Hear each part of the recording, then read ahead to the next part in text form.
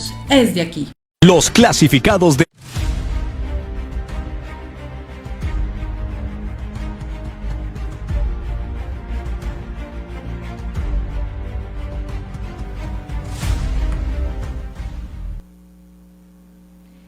Buenas tardes, bienvenidos a una nueva emisión de Inculto. Hoy tendremos un programa bastante movido y bastante importante. Para esto tenemos a nuestros panelistas el día de hoy, Laura, Juan Pablo y por supuesto a nuestro invitado, el candidato a la alcaldía, Renzo García.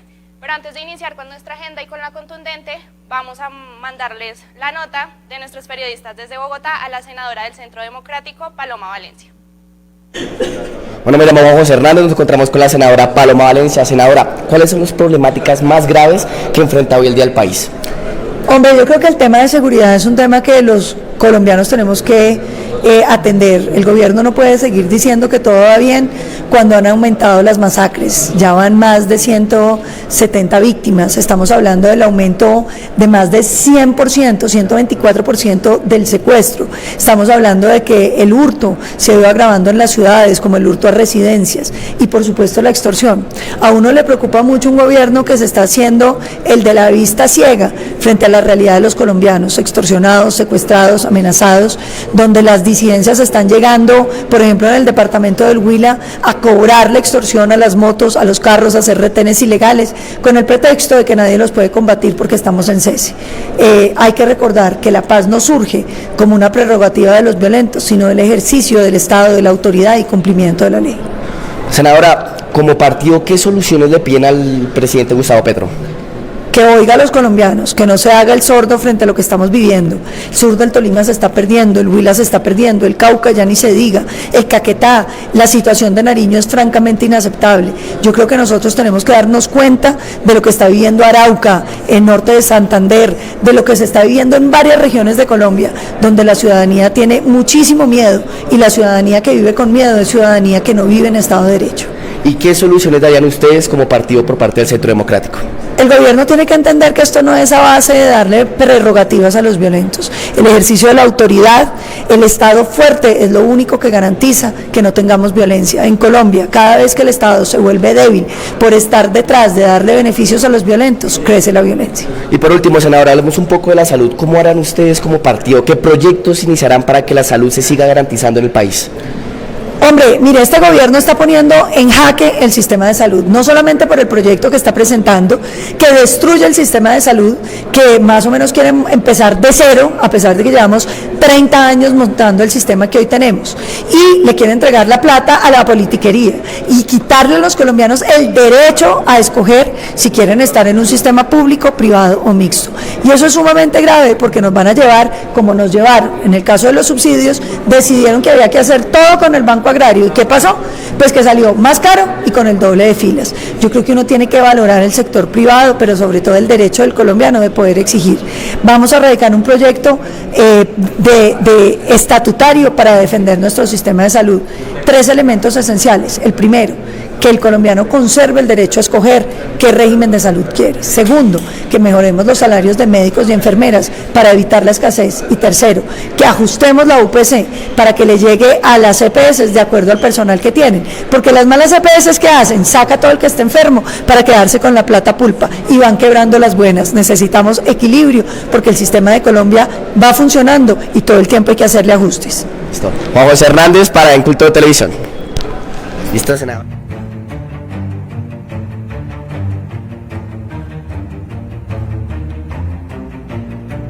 Son fuertes las declaraciones de Paloma Valencia, ¿no? Pero antes de continuar y de escuchar a nuestro invitado Juan Pablo, Laura, buenas tardes, ¿cómo están? Preséntanos. Buenas tardes a todos nuestros televidentes, muchas gracias por acompañarnos en un programa más. Hoy estamos con el candidato a la alcaldía por el partido Alianza Verde, Renzo. Muy buenas tardes.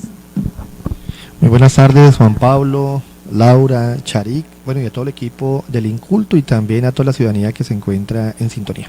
Charik, veíamos la entrevista de Juan José en Bogotá, sin duda alguna unas fuertes declaraciones más bien de la senadora Paloma Valencia sobre la gestión del gobierno de Gustavo Petro. ¿Qué opinión le merece al candidato lo que pues la senadora manifiesta? Bueno, yo lo que creo es que la senadora tiene que hacer un balance de cómo se expresó todo esto que dice en los gobiernos, por ejemplo, de Álvaro Uribe e Iván Duque.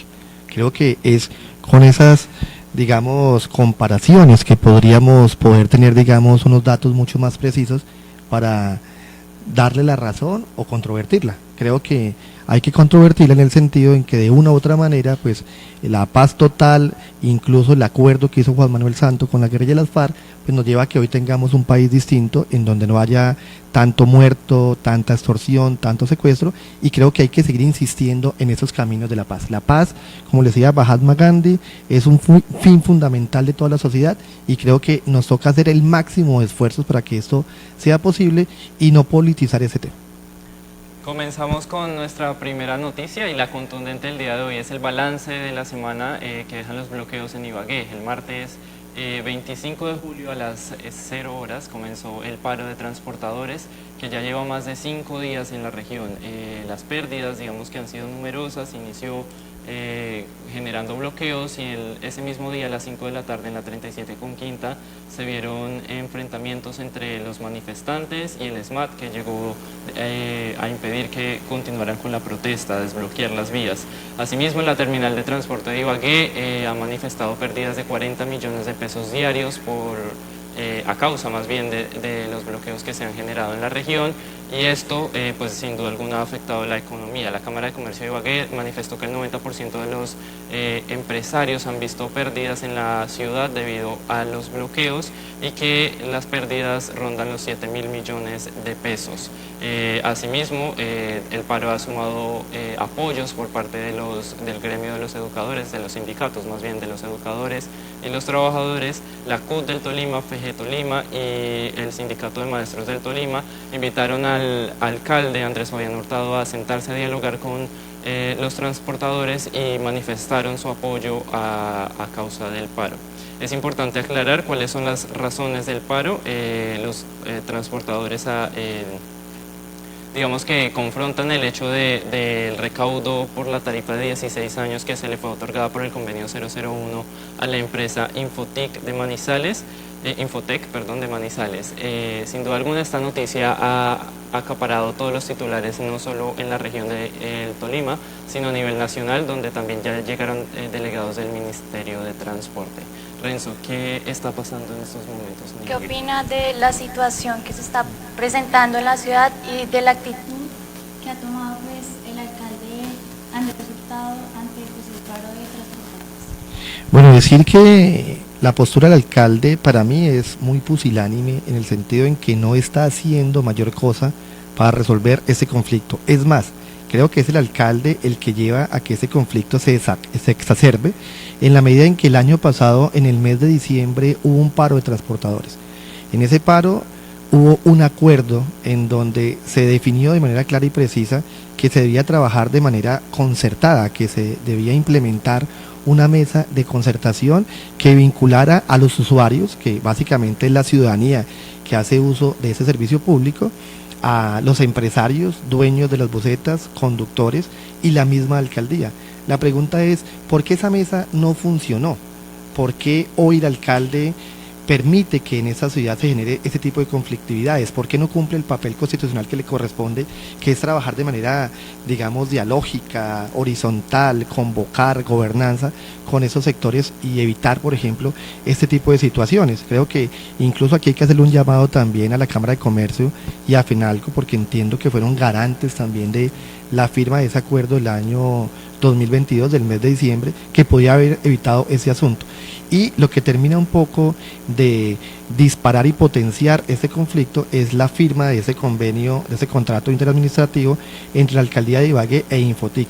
Y el alcalde, por ejemplo, está diciendo que el valor que cobran es un valor muy bajo lo que se hace a nivel nacional, y no es cierto.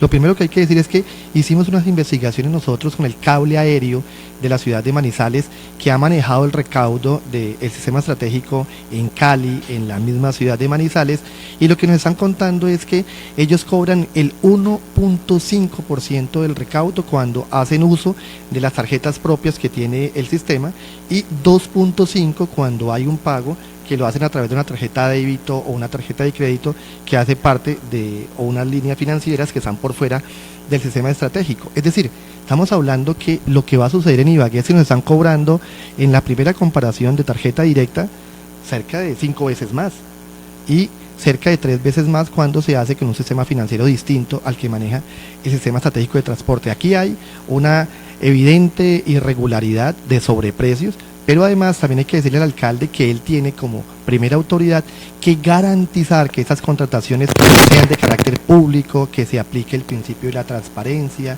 de la responsabilidad que hay en esos asuntos administrativos y todo lo que tiene que ver con las licitaciones que tienen que ser de carácter abierto, público, que permita que muchas más personas puedan concursar. Renzo, yo quiero saber, ¿usted qué opina de que Andrés Hurtado acuda a las instancias nacionales para que comience un proceso legal donde las empresas sean deshabilitadas para continuar pues prestando el servicio en la ciudad? De alguna u otra forma lo que está dando a entender el alcalde es que quienes no trabajen pues hay que deshabilitarlas porque no están, digamos que haciendo su trabajo, sino que están bloqueando las vías o están en su legítimo además derecho a la protesta. Yo lo que creo es que los conflictos nuestros se tienen que resolver de manera interna. Indiscutiblemente aquí el Ministerio de Transportes juega un papel, digamos, protagónico porque está financiando un gran porcentaje de ese sistema estratégico de transporte público, pero creería que eso se puede resolver si hay voluntad política y no una lógica de negocio particular y privada, que es lo que hoy estamos viendo aquí. Aquí de manera evidente estamos viendo sobrecostos, que no se respeta la contratación pública, que no hay transparencia, que no hay responsabilidad, y eso es inaceptable, sobre todo porque hubo compromisos el año pasado de otro par, ¿sí?, que debió haber tenido la posibilidad de que se garantizaran esas mesas de concertación para que ese tipo de tensiones y conflictividades no se sigan presentando. Así que concluyo diciendo que el alcalde lo que quiere es dilatar ese conflicto para que la empresa siga un poco ganando muchas más garantías en términos contractuales, cuando lo que debe hacer es suspender inmediatamente este contrato. Hoy no hay un acta de inicio del mismo y eso le daría todas las posibilidades a la alcaldía para que de acuerdo a las partes pueda suspenderse y pueda incluso arrancarse de una mejor manera, vinculando de manera protagónica a las empresas, a los conductores, a los dueños de las bocetas e incluso a la misma ciudadanía, porque aquí la gente, los ibaguereños, no podemos estar por fuera de esta discusión y creo que aquí lo que nos toca hacer es respaldar de manera masiva a este gremio de transportadores, porque en última lo que se está evitando es que le metan mano a las arcas públicas del municipio de Ibagué. El alcalde dice que no se puede reversar el contrato. ¿Sí hay, digamos, que una posibilidad de hacerlo? ¿Legalmente se podría hacer? Si se ponen de acuerdo las partes, está estipulado en el convenio, puede suspenderse y cancelarse el contrato. Hagamos los trámites, busquemos todos los expertos jurídicos que tiene la alcaldía, hablemos con el ministerio, hablemos con los jurídicos que también tiene las empresas de transportes. Es decir, aquí lo que evidentemente falta es voluntad política y lo que hace el alcalde es, en lugar de generar un proceso de diálogo, de concertación, de diálogo directo, aquí lo que está implementando es una fuerza represiva, les manda al ESMAD y ejerce una violencia institucional y estatal que creo que no es la mejor respuesta para resolver esos conflictos que de manera precisa pudieran resolverse si hay, digamos, voluntad y disposición, que es lo que el alcalde hoy no tiene. Shari. A los conductores, sino también a nosotros como los ciudadanos. Ya van 5 días y por lo que vemos esto va a seguir así el fin de semana. Antes de cerrar con la contundente, me gustaría preguntarle a nuestro invitado en palabras muy breves, si usted estuviera en los zapatos de Andrés Hurtado, ¿qué haría en este momento? ¿Qué decisión tomaría? Sentarnos con disposición vinculante con todos los asesores jurídicos para mirar cómo cancelamos el contrato. De mi parte, nunca va a existir un contrato en esta línea, porque aquí lo que tiene que priorizarse es el interés de la ciudad. Yo he insistido incluso en que el recaudo no debemos contratarlo con un privado, sino que debe ser la misma alcaldía de Ibagué la que ejerza, digamos, la composición de una empresa pública que nos permita que esa ganancia que tienen los privados pues no lleguen a manos de unas pocas personas, sino que lleguen a manos de toda la ciudadanía ibaguereña y con esos recursos mirar cómo resolvemos los grandes problemas que hoy tenemos territorialmente. Continuamos con nuestra entrevista el día de hoy. Laura tiene una pregunta muy interesante sobre la coalición. ¿Qué pasó? ¿Cuál es su pregunta? Quiero preguntarle, porque en la encuesta que usted ganó de la Coalición Unidos por Ibagué no se tuvo en cuenta a la zona rural en la realización de esta encuesta. Laura, tuvimos una dificultad y hay que reconocerlo y es que nos llevaron a los tiempos límites, ya nos tocaba aplicarlo rápidamente porque si no lo hacíamos se nos iban a cruzar con los tiempos del calendario electoral que emite el Consejo Nacional Electoral y la Registraduría Nacional del Estado Civil, y por ello nos tocó aplicar la encuesta de manera, digamos, urbana, pero reconozco que sí es importantísimo que tratemos de vincular a todo el sector rural de este municipio, que en términos geográficos o espaciales representa el 95% del municipio de Ibagué. Así que tengo que reconocer que sí nos faltó vincular más a los campesinos y campesinas del territorio. Continuamos, Sharik tiene otra pregunta muy importante. Sí, candidato Renzo, ¿qué opina usted del aumento en el desempleo en la ciudad de Ibagué? Principalmente a las mujeres, hay que ser consciente, y a los jóvenes. Si llegara a ganar la alcaldía, ¿qué haría para disminuir esta situación? Bueno, de manera práctica lo que nos toca implementar es un desarrollo de todas las potencialidades productivas que tiene el municipio de Ibagué. Y voy a dar, digamos, algunas ideas. Lo decía anteriormente, el 95% de Ibagué está en zona rural. ¿Eso qué implica? Que necesitamos un diálogo permanente, directo entre el campo y la ciudad, y aprovechar que el sector rural puede generar a través de la agricultura, la agroindustria campesina, el turismo comunitario y naturaleza, entre otros asuntos más, posibilidades de empleabilidad y generación de riqueza. Ahí hay un campo que hoy no estamos desarrollando como municipio y creo que es fundamental para que podamos de una u otra manera potenciar esas capacidades productivas. La siguiente, en términos de ubicación espacial, si colocamos la punta de un compás en Ibagué y hacemos un círculo, nos vamos a dar cuenta que Ibagué es la zona equidistante a lo que se llama el desarrollo del Triángulo de Oro en Colombia, es decir, es la región geográfica más cercana a Cali, Medellín y Bogotá. ¿Qué significa eso? Que si yo tengo una comercializadora en términos nacionales o internacionales, no debo estar ubicado ni en Bogotá, ni en Cali, ni en Medellín, porque me va a salir más costoso y con más tiempo la distribución de esos productos. Debería estar ubicado en Ibagué.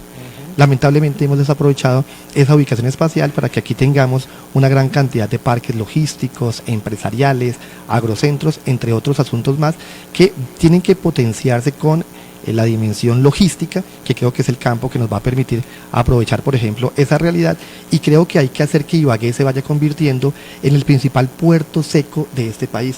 ¿Por qué? Porque tenemos las condiciones espaciales, geográficas, pero también implica que aquí hay que mirar como con el SENA, la Universidad del Tolima, Universidad de Ibagué y demás instituciones de educación superior, trabajamos mucho ese tema de servicios y logística que nos pueden permitir desarrollar este campo en términos de la producción. Ahí hay algunos ejemplos que nos pueden de una u otra manera ayudar a resolver un problema de carácter estructural que viene ya por cerca de 2 décadas demostrando que Ibagué no resuelve el tema de desempleo. Eso solamente puede cambiarse si incentivamos la economía y aprovechamos nuestras ventajas comparativas.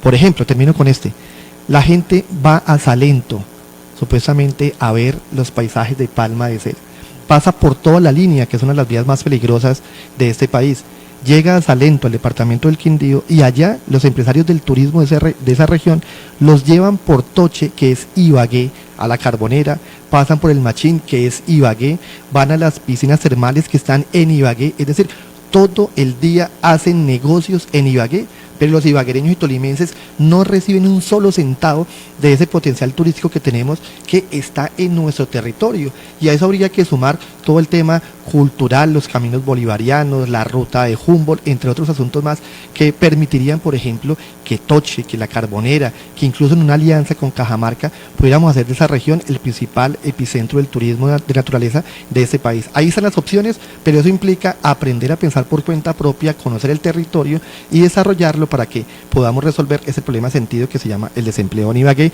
tanto para mujeres jóvenes y toda la población en general. O sea, en otras palabras, Ibagué le falta desarrollo y estructuración a nivel económico, social y político. Le falta gente que la quiera. Eso sí es Continuamos y quiero hacerle una pregunta en materia política. Usted inscribió su candidatura el día lunes, nos estaba contando antes del programa. ¿Cómo le fue primero que todo en la inscripción? ¿Qué tal recibió la gente su inscripción? Nosotros tenemos una convicción, y es que nos toca cambiar por completo todo el ejercicio práctico de la política electoral. ¿Y eso qué significa? No vamos a comprar un solo voto, no vamos a destruir una sola conciencia, no vamos a invertir fortunas Aquí lo que necesitamos es apelar y convocar la ética, la convicción, la vocación de servicio, el compromiso con las presentes y futuras generaciones para que hagamos de Ibagué una ciudad de futuro, una ciudad que nos permita resolver las grandes conflictividades en términos de justicia social y ambiental. Ahí hay muchas posibilidades. Nosotros hicimos el lunes una mini marcha carnaval. Recuerden que nosotros somos cofundadores del Comité Ambiental en Defensa de la Vida y lo que hicimos es convocar a todos nuestros amigos, candidatos al consejo, líderes y lideresas sociales para que en una expresión artística fuéramos a inscribirnos a la registraduría y con ello un poco demostrar que se puede hacer política de manera distinta como le estamos planteando. Nosotros lo hemos demostrado en la práctica. Hoy el Comité Ambiental tiene un concejal, yo soy diputado, tenemos una representante a nivel del Congreso por el departamento del Tolima que es hoy la mejor representante que tiene el departamento, que nos hace sentir orgullosos porque está dando debates de suma importancia en términos del derecho a la salud, del derecho a la educación, de la lucha contra la corrupción, y creo que eso es lo que hoy tenemos que hacer. Quien es además es ponente de la reforma de la salud. Coordinadora ponente. Así que en la práctica estamos demostrando que sí se puede, y esa es la invitación a la ciudadanía. Aquí las elecciones son como un partido de fútbol, se ganan hasta el último minuto y nosotros vamos a demostrar que vamos a transformar Ibagué de la mano de la gente, con la convicción que necesitamos en términos éticos. Hay que crecer intelectualmente y demostrar que nuestros niños, niñas, adolescentes y jóvenes van a tener posibilidades de dignidad y de esperanza. Renzo, hablando un poco de su partido político, ¿existe la posibilidad de que se cambie de la Alianza Verde al Pacto Histórico? Pues mencionando que usted dijo que tenía apoyo por buenas partes de la base del Pacto Histórico, teniendo en cuenta que Marco Emilio Encapié es su candidato. Nosotros lo que hicimos desde un comienzo es invitar a todas las fuerzas políticas alternativas, los movimientos sociales, a que conformáramos un gran frente amplio para poder enfrentar las mafias politiqueras que se han robado la dignidad y la esperanza del pueblo ibaguereño. Hicimos el ejercicio, después nos llamaron la atención algunos candidatos de que teníamos que tener una perspectiva mucho más amplia. Es decir, aquí no nos toca pensar solamente en una lógica de izquierdas y derechas, una lógica como binaria de la sociedad, sino que aquí hay que mirar cómo implementamos una lógica no de separaciones y de estar partidos, sino justamente estar integrados. Por eso conformamos la coalición Unidos por Ibagué, una coalición que tenía el propósito de juntar varias visiones políticas con personas de mucha trayectoria, de mucha capacidad, que al final termina en 3, y terminamos en 3 porque algunas candidaturas no cumplieron con el tema del programa de gobierno, con la posibilidad de seleccionar un mecanismo como una encuesta que nos diera la posibilidad de seleccionar cuál era el candidato mejor posicionado en la población ibaguereña. Entonces, es lo que tenemos. Eso no puede provocar, como hace 4 años, que, digamos, ustedes tienen una base, una fuerza en la región que está cansada de alguna u otra forma de la clase política tradicional que pues, nos ha gobernado en el Tolima. Esa división no puede llevar a que precisamente les falte el centavo por el peso. Sí, indiscutiblemente, si estuviéramos juntos tendríamos más posibilidades de éxito. Eso pues es lo más concreto que hay. Por eso seguimos insistiendo en que hay que tejer esos lazos de articulación, que hay que mirar cómo seguimos gestando puentes para que los distintos partidos políticos alternativos lleguen a esas candidaturas, y lo fundamental es el programa de gobierno. Eso fue lo que de una u otra manera también nos llevó a tomar la decisión de irnos 3 de los 6, porque nos estaban llevando ya al límite del tiempo. Y fundamentalmente para nosotros esa articulación no es, digamos, de partidos políticos, de candidatos incluso en sí mismo, sino de cuál es la visión del desarrollo que debe tener ese municipio, y eso implica construcción conjunta y colectiva de un programa de gobierno que tiene que legitimarse permanentemente con la comunidad para hacer realidad una consigna práctica, y es que hay que hacer política no desde el escritorio, sino desde los territorios, legitimado permanentemente por todos los grupos poblacionales del municipio de Ibagué. Renzo, y hablando ya más de política, ¿por qué apoyar a Mauricio Jaramillo y no a otro candidato a la gobernación del Tolima? Porque arrancamos una coalición en donde está el Partido Liberal, y a mí me quedaría muy mal, por ejemplo, que en el caso del municipio de Ibagué podamos juntarnos con el Partido Liberal, pero en el tema de la gobernación no lo pudiéramos hacer. Además, en términos prácticos, la única candidatura que hoy en día le puede ganar a la candidata del barretismo es el Partido Liberal con su candidato Mauricio Jaramillo, por toda la estructura que tienen en términos departamentales, por la fuerza política y electoral, en conjunto con las fuerzas de la Alianza Verde y el Pacto Histórico, porque en esa candidatura a la gobernación del Tolima sí estamos plenamente identificados, hay una articulación programática y creo que hay que seguir caminando en esa perspectiva de recuperar el departamento del Tolima para que podamos sembrar esa dignidad y esperanza. ¿Y qué opina de que sería inhabilitado precisamente el candidato? ¿Hay el alguna hermano inhabilidad? Mauricio Jaramillo? De Guillermo Jaramillo. Alfonso Jaramillo. De Mauricio Jaramillo, en relación por su hermano que es ministro de Salud, Guillermo Alfonso Jaramillo, y eso nos llevó a una discusión en donde hubo unas alternativas, en donde habían algunos amigos que invitaban a integrarnos con Camilo Delgado, con Carlos Reyes, incluso con el mismo maestro William Ospina. Pero ya al final lo que hacen los jurídicos de la campaña de la gobernación es decantar plenamente que a través de la ley 2200 del año 2022 no hay ninguna posibilidad de esa inhabilidad, razón por la cual Mauricio Jaramillo termina escribiéndose la gobernación del Tolima. Bueno, Charico, Juan Pablo, cambiando un poco de tema, yo quiero preguntar, ¿qué tanto priorizaría usted la salud mental de los ibaguereños si llegara pues a la alcaldía? Teniendo Es en un cuenta que es un importante problema tema. tan delicado hoy en día en la ciudad. De manera práctica hay que ser muy responsables con el asunto. Si hay un sector, un grupo poblacional que hoy ha aprendido las alarmas frente al tema de la salud mental, son los jóvenes.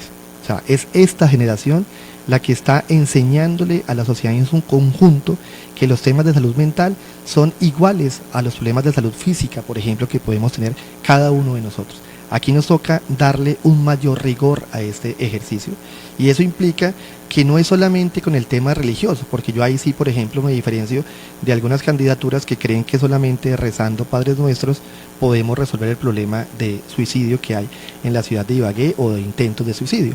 Aquí nos toca con un tema espiritual, pero yo digo más con un tema técnico, científico. Aquí nos toca es convocar a los expertos, a los psicólogos, a los psiquiatras, a los trabajadores sociales, entendiendo que eso no es un tema que convoca solamente al sector de la salud, eso es un tema que también hay que verlo en una lógica mucho más amplia, que es una gran problemática social. Y lo digo ¿por qué? Porque conozco muchos amigos que, por ejemplo, han hecho esfuerzos sobrehumanos con sus familias para poder tener un título profesional, se gradúan y hoy no tienen empleo. Y ven que hay otras personas que eran los más vagos, los más flojos, los más indisciplinados, que sí tienen empleo porque están, por ejemplo, acompañados de un político tradicional. De seguro, me decía un amigo, eso genera depresión, ansiedad, algún tipo de trastornos. Entonces lo que nos toca a nosotros es mirar cómo esas temáticas las abordamos de una mejor manera en una lógica de gobernanza. ¿Y qué significa eso prácticamente? Pues que hay que poner la Secretaría de Salud del municipio a trabajar con todas las ONGs, asociaciones médicas, de psicólogos, de psiquiatras, para que podamos incluso conformar una fundación en términos territoriales que nos permita atender este problema de manera directa con todo el rigor técnico y científico que eso demanda. E insisto, aquí no estamos diciéndole no a que haya un acompañamiento en el campo de la dimensión espiritual, pero lo fundamental es el rigor técnico, científico. Para eso hay profesionales que se preparan universitariamente para esos asuntos y considero que ese tiene que ser el elemento rector en un trabajo, digamos, multidimensional, con una visión como más holística de la problemática, para que este tema podamos abordarlo y que incluso Ibagué se pueda volver un epicentro de alternativas a la solución de esta problemática. Yo incluso le dije a la profe Marta Alfonso, como representante nuestra a la Cámara de Representantes, que le habláramos al ministro de Salud y le propusiéramos al Gobierno Nacional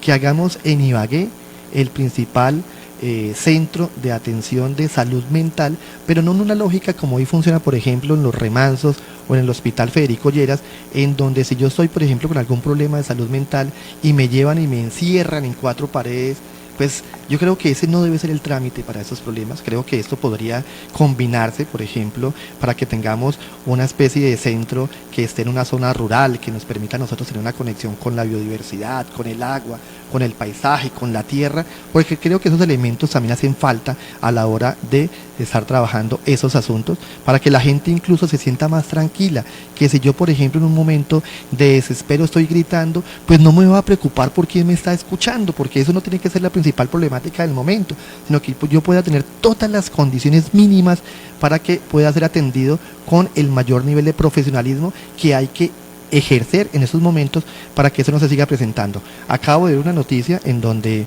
hay un suicidio de una niña que es deportista, fue campeona nacional de gimnasia, y eso es sumamente preocupante, que termina suicidándose porque su novio hace 3 días también se suicidó. Entonces creo que son asuntos que hay que atender, pero también creería que hay que mirar cómo incluso aprovechamos toda la potencialidad comunitaria. Yo incluso creo que aquí hay que convocar a los profesionales pensionados para que ojalá en un diálogo adulto mayor, joven y otra población podamos incluso descargarnos de muchas, digamos, problemáticas, de algunos elementos de estrés que creo que a veces con el diálogo podrían resolverse en sí mismos, pero hay que disponernos colectivamente a que ese tema se aborde de una manera mucho más profesional, pero también en una lógica multidimensional, comprendiéndola como una problemática social. Sin duda le ha faltado, digamos, que a los mandatarios intervención en este tema. Y usted mencionó algo que me pareció muy importante, y era este tema de quienes salen de la universidad y no logran conseguir, digamos, que por mérito un buen puesto, un trabajo, y por el contrario, quien sí es amigo del político, sí tiene, digamos, que la palanca, logra llegar a altas esferas del poder. ¿Cómo haría en el hipotético caso de que los ibaguereños lo elijan como alcalde? ¿Sería usted, continuaría con esa política tradicional de darle a sus amigos los puestos? ¿O llegarían, digamos, que secretarios por méritos, por concurso? ¿Cómo funcionaría? Voy a contar un ejercicio práctico. Yo fui secretario académico de la Facultad de Ciencias Básicas de la Universidad del Tolima. Y en ese ejercicio hablamos con todo el equipo de la facultad, y de manera directa lo que hicimos fue comenzar, por ejemplo, a exigir incumplimientos de horario, incumplimientos de metas, de objetivos, de indicadores. Y hubo en un momento determinado 2 amigos que trabajaban en esa facultad que estaban llegando tarde. Y lo que le hice, porque eran amigos míos, amigos muy cercanos, y lo que les dije a ellos es: si yo estoy exigiéndole a las personas que no tienen ninguna relación directa conmigo en términos afectivos, y con ellos soy rigurosos, ustedes, ¿por qué en lugar de acatar lo que estamos orientando, lo están desconociendo? Y les dije de manera precisa que si no cumplían, y ahí me tocó un poco asumir cierta autoridad académica y también laboral, que si no cumplían, yo era el primero que les iba a abrir varios memorandos, porque aquí hay que aprender a educar y transformar a través del ejemplo. ¿Y qué estamos diciendo nosotros en términos prácticos para la alcaldía de Ibagué? No vamos a tener una sola corbata. Hoy, en la alcaldía, en la gobernación, en Cortolima, puedo decirlo, hay personas que se les cuestiona su ejercicio laboral. Y muchas personas dicen además que no les dicen nada, porque como son las recomendadas del político X o el político Y, pues en definitiva, esas personas se vuelven intocables. Para nosotros no va a haber nadie intocable en la medida en que no cumplan con sus responsabilidades laborales. Hoy necesitamos que los servidores públicos de la alcaldía de Ibagué, si somos alcaldes de Ibagué, que seguramente lo vamos a lograr, ellos tienen que demostrar que son los mejores hombres y mujeres, y además parte de un principio de reconocerse como unas personas favorecidas, porque en medio de un territorio de altos indicadores de desempleo, pues los que están trabajando tienen que comprender que hay que hacer todo lo máximo posible para que el resto de la ciudadanía pueda tener un empleo, pueda mejorar su calidad de vida y tener la dignidad. Entonces yo parto desde ahí, Juan Pablo. Sí, continuamos con Sebastián, que ya nuestro director que se encuentra en Bogotá. Sebastián, buenas tardes, estamos con Renzo. Buenas tardes, Juan Pablo, buenas tardes a toda la audiencia que nos está viendo y escuchando a través de PIC Televisión y a través de nuestro programa Inculto. Muchas gracias por este maravilloso programa. Buenas tardes a Renzo, por favor, cuéntenos cómo ha estado y cómo ve el panorama, por ejemplo, de la salud que usted nos comentaba directamente. ¿Cómo evalúa, por ejemplo, usted la gestión que realizó Jorge Bolívar cuando fue secretario de Salud? Sebastián, tengo que decir que para mí fue muy precario su ejercicio, y solamente coloco el siguiente dato. Jorge Bolívar, cuando hacían los informes de avance y cumplimiento del plan de desarrollo departamental, nos dice, hoy están las estadísticas, que el tema de salud ha avanzado en un 99.96%. Es decir, la perfección, la perfección. Y yo le preguntaba, secretario, ¿qué ha pasado con el tema de salud mental? Muéstreme los indicadores que hay hoy, por ejemplo, de suicidio en el departamento. y hoy hemos pasado de 7.2 a 9.2 casos de suicidio por 100.000 habitantes, y creo que eso es algo que no podemos aceptar, que nos digan que en la práctica ellos cumplen a la perfección con un plan de desarrollo departamental, cuando la realidad está demostrando que en ese tema estamos fallando, que hay pérdida de vidas, que la salud hoy no es un derecho fundamental, que el Hospital Federico Lleras, por ejemplo, lo están tercerizando, es decir, lo están privatizando en las áreas de mayor desarrollo económico para ese centro hospitalario. Es decir, aquí lo que yo digo es que a nosotros nos toca es demostrar desde la práctica, son las acciones las que tienen que hablar por nosotros mismos, y por eso seguiremos insistiendo en que la política electoral tiene que volverse la ciencia del ejemplo. Sebastián. Renzo, muchas gracias. Es decir, discúlpeme por la tos anteriormente a usted y a los televidentes, eso pasa, es complejo. O sea, es decir, con su respuesta que como la gestión, según usted, Jorge Bolívar, fue negativa, la gestión en la alcaldía también va a hacerlo así. Yo lo que digo es que hay mucho discurso, mucha pantomima, mucha palabrería rimbombante con una realidad que no se corresponde con lo que están afirmando.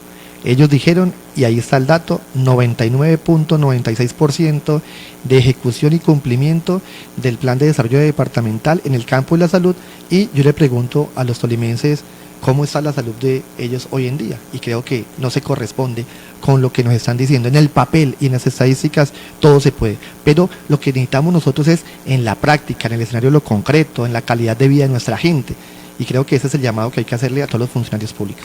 Desde que asumió también la exsecretaria de Salud, Joana Aranda, ¿cree usted que tampoco hubo, digamos que esa intervención en materia de salud en la ciudad? Pues Joana Aranda nos está invitando es solamente a rezar para que podamos evitar los problemas de suicidio, los intentos de suicidio y las violencias incluso intrafamiliares.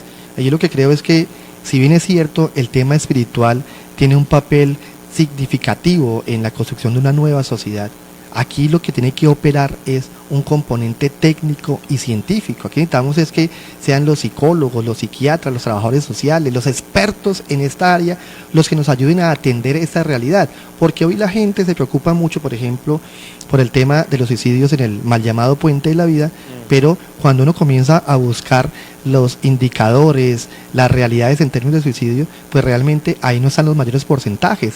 Aquí la gente nos está matando en las casas, ahorcándose por medio de asfixia, por medio de consumo de venenos, ¿sí? Incluso de tóxicos, de agroinsumos, de venenos para matar ratas, entre otras cosas más. Entonces, esos representan el mayor porcentaje de esa problemática del suicidio como un elemento de problemática de salud mental, y creo que eso tiene que abordarse de esa manera técnica. A mí me sorprende es que nos digan que tiene que ser solamente rezando Padres Nuestros, y yo lo que digo es, eso es importante, pero no es suficiente. Creo que lo más importante es el tema, digamos, técnico, profesional y objetivo. Sebastián. De acuerdo, Renzo, ya para terminar mi intervención en el programa, muchas gracias a toda la mesa de trabajo de Inculto que estamos allí, estamos desde Bogotá, para hacerle preguntas a Renzo García, más rápidas, más concretos. ¿Cuál fue la ordenanza más importante que usted realizó en su periodo de la Asamblea Departamental antes de tomar la decisión para lanzarse a la alcaldía de la ciudad de Ibagué?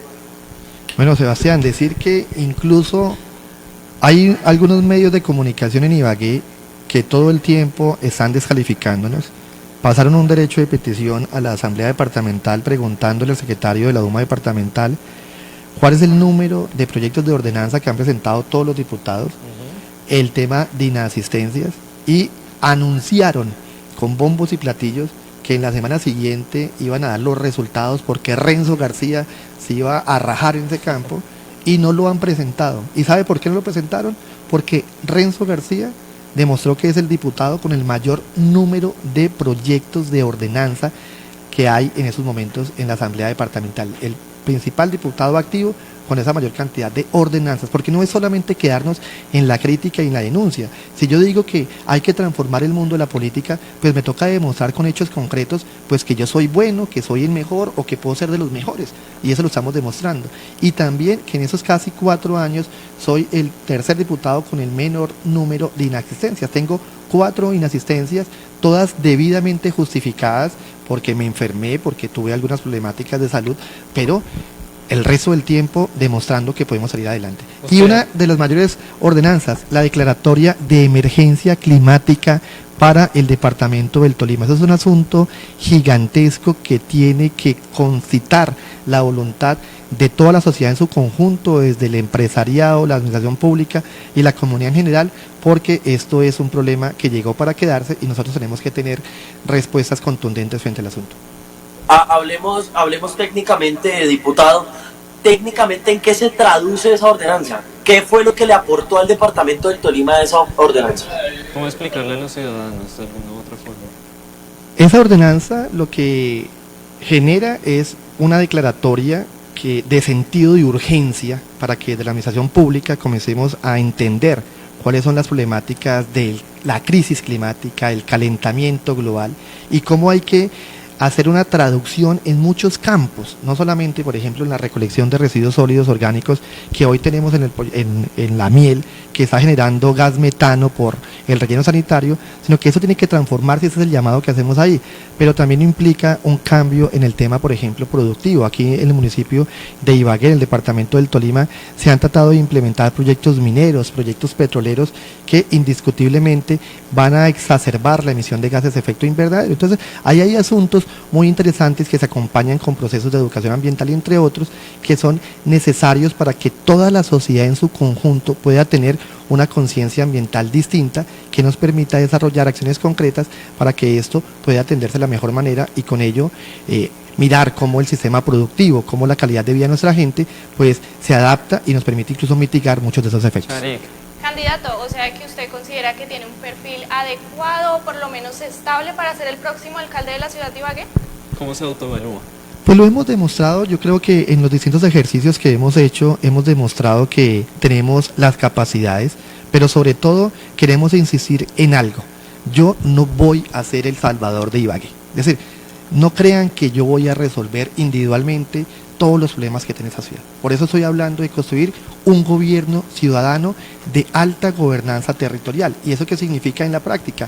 Pues que la administración pública tiene que trabajar es con las comunidades, con todos los grupos poblacionales, con la academia, con el empresariado, porque es en conjunto que podemos ir resolviendo asuntos como estos. Y doy solamente un ejemplo como un problema de movilidad.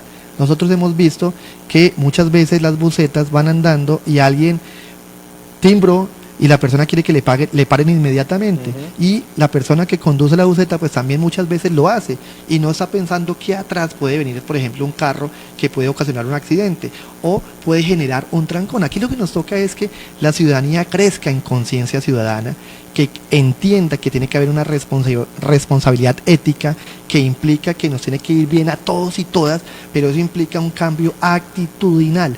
Es decir, que la ciudadanía entienda que es la principal protagonista del cambio. Aquí los cambios no los hacen los políticos y los gobernantes. Llevamos 212 años en esa historia. Aquí lo que nos toca demostrar es que si queremos que esa sociedad cambie, también tiene que cambiar el individuo y el colectivo social. O sea, que usted cree que tiene mejores propuestas que los demás candidatos para que las personas lo elijan como alcalde.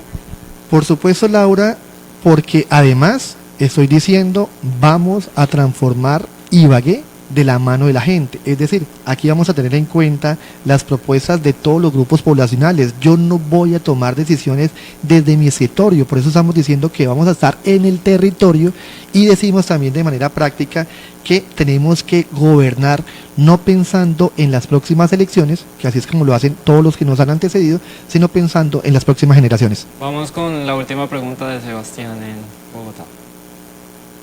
Total, no es una pregunta, Juan Pablo. La verdad, me gusta más que cada vez ustedes estén tomando los micrófonos de PIC Noticias y los micrófonos que estamos en todos los medios de comunicación. De verdad, muchas gracias. Pasaba a saludarlos y hacer estas diversas preguntas.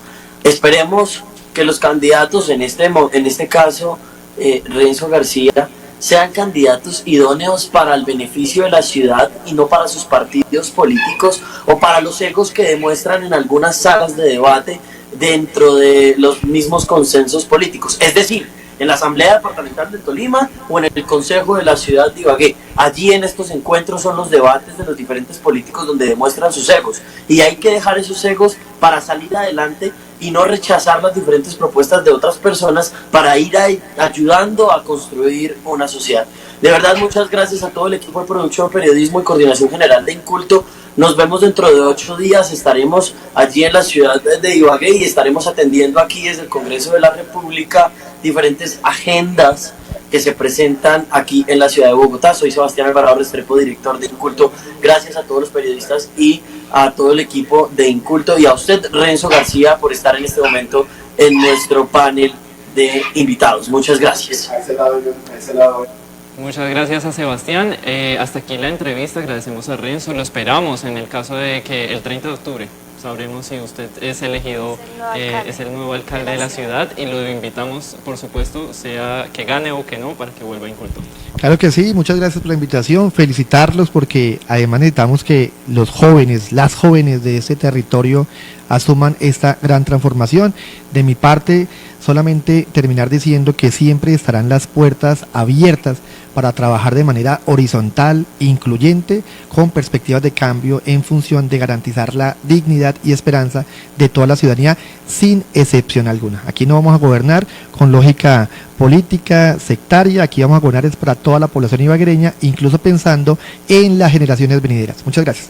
Muchas gracias a Renzo. Paula, Charik, perdón, continuamos con las noticias. ¿Qué pasó con Mancuso? Vamos a hacer un pequeño corte y ya volvemos con nuestros panelistas para opinar de las noticias más importantes de esta semana. Muchas gracias.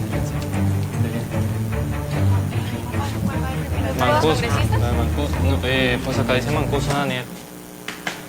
No, va la de la... No, sí, va primero la de los Congresistas, va El congresistas. pasado 23 de julio, el presidente Gustavo Petro anunció que nombraría al exjefe paramilitar Salvatore Mancuso como gestor de paz. Según declaraciones del presidente, la designación de Mancuso prevé finalizar las negociaciones entre el gobierno y las organizaciones paramilitares en torno al esclarecimiento de la verdad y la reparación de víctimas.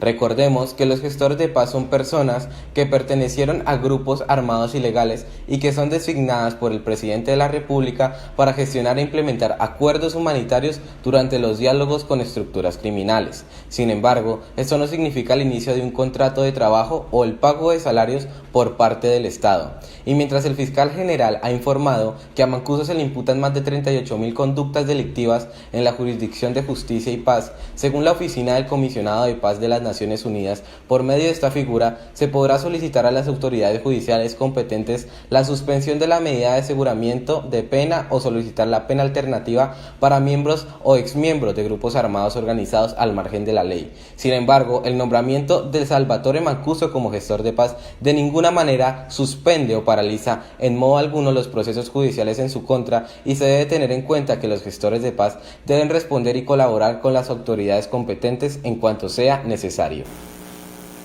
Sin duda esto ha generado mucha polémica, ¿no? Pero ustedes, nuestros panelistas, ¿qué opinan de que un ex paramilitar sea escogido como gestor de paz de Colombia? Pues, Bueno, Laura. Juan Pablo, pues yo digo que si es un hecho que si se concreta, se espera que sea para el beneficio del país. Y si no, Yo creo que parte de la estrategia del gobierno es, digamos que unir, a pesar de que Gustavo Petro cuando fue senador y representante de la Cámara llevó, digamos que al Congreso todas estas denuncias sobre paramilitares y la yihadis política y toda la alianza que había entre el Estado y los paramilitares. Yo creo que, digamos que el tiempo ha pasado y ahora lo que el presidente busca de alguna u otra forma es legitimizar ese proceso de paz y para ello necesita pues de la ayuda de estos ex líderes del grupo paramilitar que sin duda alguna pueden contribuir, pero sin duda alguna digamos que deja mucha desazón en la opinión pública porque pues la gente dice como bueno, ¿y ahora qué sigue? Garavito como gestor de paz, y pues realmente no es así. No sé por qué opinas. y que es nombrado gestor de paz cuando aún sigue en una cárcel de Estados Unidos. Exactamente, pues el presidente dijo que el proceso de paz sigue y pues la idea es que se sepa toda la verdad. Y es importante aclararle a nuestros televidentes que esto no significa que él acá no venga a pagar su condena, él tiene que pagar su condena, que va, digamos que de manera alterna a llevar este rol como gestor de paz, pero sin duda alguna él tendrá que pagar por los crímenes. Buenas tardes, panel, Charit. Sin duda alguna, pues el papel de Mancuso acá como gestor de paz, entre comillas, pues tiene un poco muy relacionado con el trabajo que hizo la JEP en la Comisión de la Verdad, que es la reparación de las víctimas de una manera simbólica. El saber qué pasó con aquellas personas que desaparecieron y que no se sabe en verdad qué pasó en el conflicto armado. Obviamente genera polémica el que sea nombrado gestor de paz, porque pues lo que dice uno es que lo mínimo que deberían hacerse es saber qué pasó con las personas que fueron afectadas por el conflicto armado. Entonces, si es gestor de paz, pues esperemos que siga cumpliendo con su deber, tanto social, con la reparación de las víctimas de manera simbólica y pues de manera legal, cumpliendo sus años de cárcel. Correcto. Sin duda, otra de las noticias más destacadas esta semana fue el arresto del alcalde Andrés Hurtado, quien se fue condenado a 15 días de prisión, y aquí está la nota. De la ciudad de Ibagué, Andrés Felipe Hurtado tendrá que pagar 15 días de arresto y una multa por el incumplimiento de una sentencia de la Corte Constitucional, sentencia que ordenaba la construcción de un puente en San Bernardo para que los niños de la zona rural se desplazaran a sus escuelas y poder obtener una educación de calidad. No solo el alcalde se ha involucrado en esta situación, también dos funcionarios públicos, entre ellos Daniel Guillermo Jaramillo, secretario de Desarrollo Rural, y Joana Ardila, personera de la ciudad de Ibagué, tendrán que pagar la multa y los 15 días de arresto. Una habitante de la zona, Daisy Vera, fue la que interpuso una tutela en contra de la alcaldía municipal ante la situación que día tras día vivían los estudiantes. Mencionó que a las comunidades se les hace a un lado y que los estudiantes están en una situación alarmante de no tener internet y tampoco cómo poder llegar a las escuelas. ¿Qué opinan ustedes, panelistas, de esto que está sucediendo, teniendo en cuenta que el pasado mes de marzo también había sido adjudicada una orden por incumplimiento de una tutela? Sí, Charik, mira, ya antes había tenido pues una orden de arresto por el incumplimiento de una tutela por acusar a un hombre, líder de los transportadores, de ser el que promovía los bloqueos. Y pues ahora vuelve y se ve en esta situación de desacatar una sentencia de la Constitución, de la Corte Constitucional. Entonces pues es algo que se debía tener planteado desde hace 3 años y es algo para beneficio de las personas del sector rural. Entonces pues es algo... 15 salarios mínimos fue parte también de la multa que tuvo el alcalde por incumplir con esta, digamos que el deber de cualquier alcalde sobre las zonas rurales, Charik. Bueno, sin duda otra de las noticias para resaltar, y aunque la de Hurtado fue muy importante, fue lo sucedido con los 3 militares quienes fueron acusados de corrupción en diferentes unidades. Aquí está la nota de nuestra periodista Samara. Este miércoles, una operación adelantada por la Fiscalía, el Gaula Militar y el Ejército Nacional terminó con la captura de 23 militares que estarían inmersos en hechos de corrupción en varias unidades. Cayeron 15 uniformados del Ejército Activo y 8 retirados, entre quienes hay oficiales y suboficiales, quienes tendrán que responder ante la justicia porque supuestamente, desde el área de incorporaciones en la que trabajan, habrían arreglado irregularmente documentos relacionados a traslados a otras instalaciones militares como alimentación y dotación de uniformes. También han señalado que la investigación se inició hace cerca de 2 años, cuando se conocieron de algunas irregularidades en el área de incorporación más conocida como el reclutamiento del Ejército Nacional. La Fiscalía presentará este jueves a todos los capturados ante un juez de garantías, quien avalará las detenciones y posteriormente escuchará el relato del fiscal del caso para la imputación de cargos. Los delitos a imputar son peculado por apropiación, por uso, falsedad en documento público y concierto para delinquir. Jorge, ¿tú qué tienes para opinar al respecto y todos nuestros panelistas de este suceso? Bueno, pues antes quisiera opinar un poco sobre el anterior, de Hurtado. Parece que hay que recordarle al alcalde la importancia del área rural. Mi familia viene de allá de San Bernardo y justamente hace muy poco tienen vías allá y la llegada de las vías fue mayor seguridad, porque antes la policía ni siquiera iba al pueblo, infraestructura, ya es más fácil la movilidad para acceder a salud, a educación. Entonces, la importancia de esto es para hacerle un llamado de atención al señor alcalde de que hay que cumplir con el área rural. Y sobre los militares, los 23 militares, pues sé que pues ya son 2 años de investigación, es más que todo en el área de irregularidades en el área de reclutamiento del Ejército Nacional, y pues la verdad muy grave que en una institución pues como el Ejército se estén presentando este tipo de actividades ilícitas. Y además que estarían involucrados en hechos de corrupción, no de una, sino de varias unidades, y aparte pues 8 de estos 23 militares pues ya no hacen parte de... Están retirados. Ya están retirados. Ya están retirados. Bueno, pues sin duda alguna es una noticia que merece la atención, pero también que merece que se llegue, digamos, que a buen término y se investigue por parte de los entes competentes, porque no se puede seguir permitiendo que este tipo de actuaciones. Continuamos con más noticias, Sharik, que tenemos el día de hoy.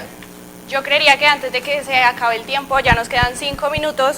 ¿Qué opinan ustedes de lo que pasó esta mañana con el arresto del hijo del presidente Gustavo Petro? Para los que no están informados, hoy se emitió orden de captura para el hijo del presidente Gustavo Petro, Nicolás Petro, y Day Vázquez, su ex esposa, por enriquecimiento ilícito y lavado de activos. Sin duda alguna es una noticia importante en estos momentos. No sé, ¿ustedes qué opinan? Pues lo que mencionó el presidente fue, pues, aparte de lamentar la captura, pues dijo que no intervendría en el trabajo de la Fiscalía. Además es el primer hijo de un presidente que es capturado, digamos que por el... Genera mucha controversia. Sí, que pues estamos en el gobierno del cambio, entonces pues es algo impactante, y yo creo que un punto sí a favor del presidente Petro fue el decir que no intervendría, sino que antes estaría dispuesto a ayudar a la Fiscalía en todo lo que necesitara para concluir con el proceso y determinar si en verdad hubo enriquecimiento ilícito o no. Es una importante noticia que sin duda alguna acapará los titulares durante este fin de semana. Continuamos con la última nota del día de hoy, el aumento de los salarios de los congresistas. El presidente Petro firma decreto para aumento salarial de congresistas. A partir del 1 de agosto, los legisladores recibirán aproximadamente 43,5 millones de pesos tras un aumento del 14,62%. La Ley 644 de 2001 otorga al Gobierno Nacional la facultad de determinar este reajuste basándose en el certificado del Contralor General de la República. Más ingresos para los congresistas, pues anteriormente su salario se situaba en 37 millones de pesos, casi los 38, pero con el decreto 1219 del 24 de julio ascenderá a 43.430.000 pesos. Cabe destacar que este aumento se calcula según el promedio de cambios salariales de los servidores públicos y garantiza que nadie, a excepción del presidente de la República, tenga una remuneración superior a la de los miembros del Congreso. Y eso no es todo, pues el reajuste será retroactivo desde enero de 2023, lo que implicará un pago adicional correspondiente a 7 meses en el próximo desembolso. También cabe mencionar que en el pasado los congresistas han presentado varios proyectos para bajarse el sueldo y ninguno ha logrado el visto bueno. Sin embargo, el 25 de abril de 2023, uno de estos proyectos fue aprobado en su primer debate y se dirige a la plenaria del Senado. Este proyecto, dirigido por el senador J.P. Hernández de la Alianza Verde, buscaría que hubiera un tope de 25 salarios mínimos mensuales legales vigentes para los funcionarios de altos cargos del Estado y congresistas.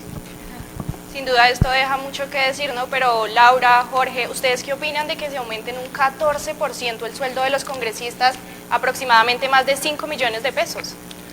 Pues primero hay que recalcar que pues en los que defienden el aumento dicen que, los congresistas que defienden el aumento dicen que 14 millones, sí, claro, porque dicen que 14 millones, más de 14 millones se van en gastos de representación y 11 millones en prima especial de servicios, entonces eso dicen que solamente les dejaría con 8 millones de pesos, que sin embargo sigue siendo un muy buen sueldo teniendo en cuenta pues el salario medio y mínimo que tenemos acá en Colombia. Entonces yo creo que este aumento pues es un reflejo de lo separado que están los congresistas de la realidad que viven la mayoría de los colombianos.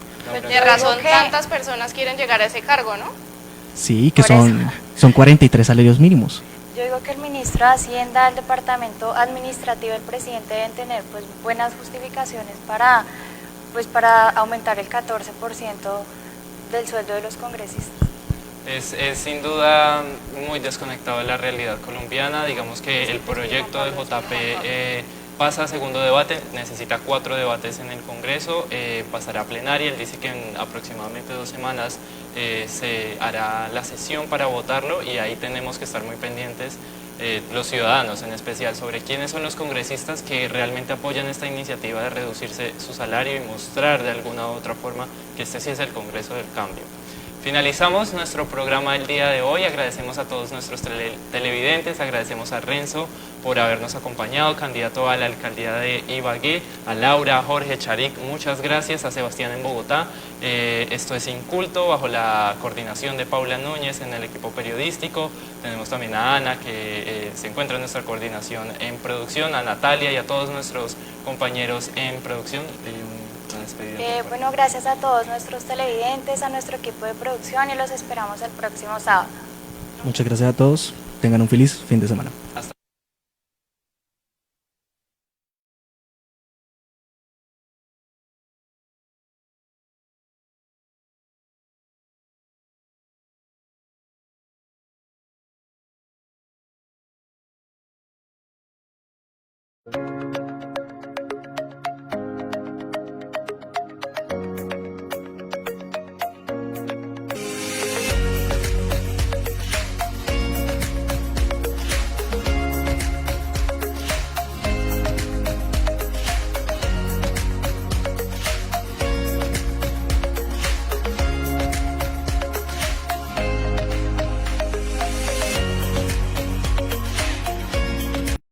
Propiedad comercial esquinera rentable, 460 metros en 2 lotes. Un taller